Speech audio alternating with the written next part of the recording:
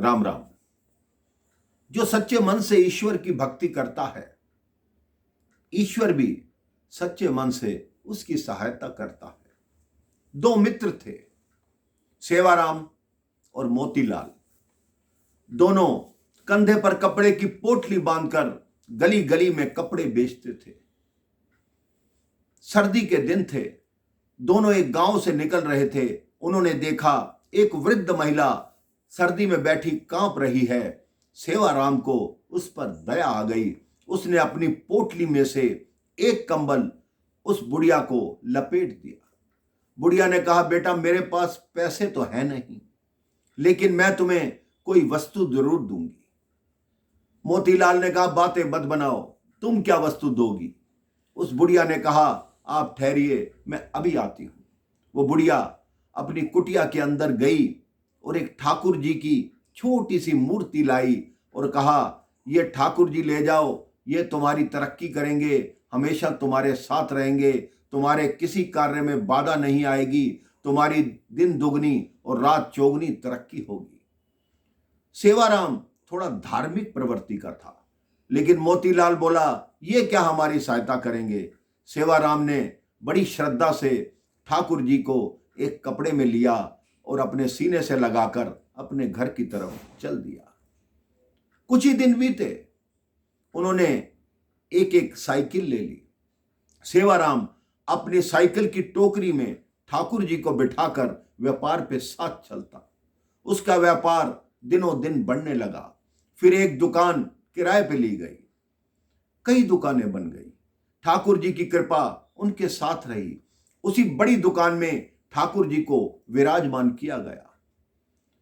मोतीलाल बोलता है कि तुम आते रहना दुकान पर, क्योंकि तुम्हारे बिना मेरा मन नहीं लगता। तो एक दिन सेवाराम बोला, मैं नहीं भी आऊंगा, मेरे ठाकुर तो आते ही रहेंगे, वो तो यही हैं, आप चिंता क्यों करते हो? अब दोनों ने बड़े बड़े बंगले बना लिए थे। दोनों के बच्चे जवान हो गए। सेवाराम के दो पुत्र थे, उन दोनों का विवाह हो चुका था। मोतीलाल का एक पुत्र था, उसका विवाह हो चुका था। एक पुत्री थी, उसका विवाह होना शेष था। सेवाराम थोड़े बीमार रहने लगे तो मोतीलाल ने कहा, आप बीमार हैं, आपकी तबीयत ठीक नहीं है। तो सेवाराम ने कहा, कोई बात नहीं, ठाकुर जी जैसा चाहेंगे वैसा ही होगा। उसके पश्चात एक दिन सेवाराम 12 बजे आए तो उस दिन कोई लक्षण नहीं दिखाई दिया कि सेवाराम कहीं से बीमार है। तो मोतीलाल ने कहा, सेवाराम आज तो तुम बिल्कुल तंदुरुस्त लग रहे हो, कभी ऐसा लगा ही नहीं कि तुम्हारी तबीयत खराब है। तब सेवाराम ने बोला, मित्र मैं आज से थोड़ा विलंब से आया करूंगा और जल्दी चला जाया करूंगा। मैं 12 बजे आऊंगा और 5 बजे दुकान से चला जाऊंगा। मोतीलाल ने कहा, जैसी तुम्हारी इच्छा वैसा कर लो, कोई मुश्किल नहीं। ऐसा करते करते उनको 6 माह बीत गए। अब मोतीलाल की लड़की की शादी निश्चित हुई तो वो कार्ड देने सेवाराम के घर पहुंचा। सेवाराम के घर जैसे ही पहुंचा, उसने कार्ड, फल और मिठाई दी। उसकी पत्नी से पूछा, भाभी सेवाराम कहाँ है? तो सेवाराम का पुत्र बोला, काका आप क्यों मजाक करते हैं?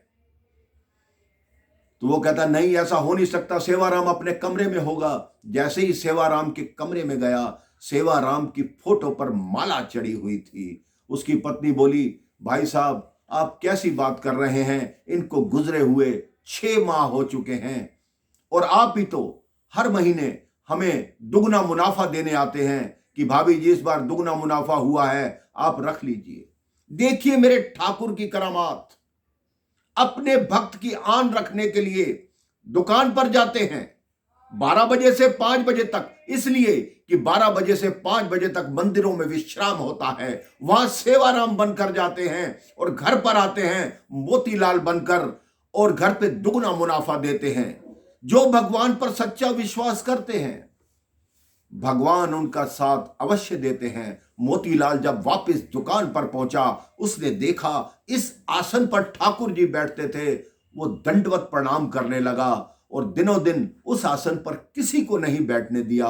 वो ठाकुर जी का पूजा स्थल बन गया। एक बार प्रेम से बोलिए, राधे राधे, श्री राम, जय जय श्री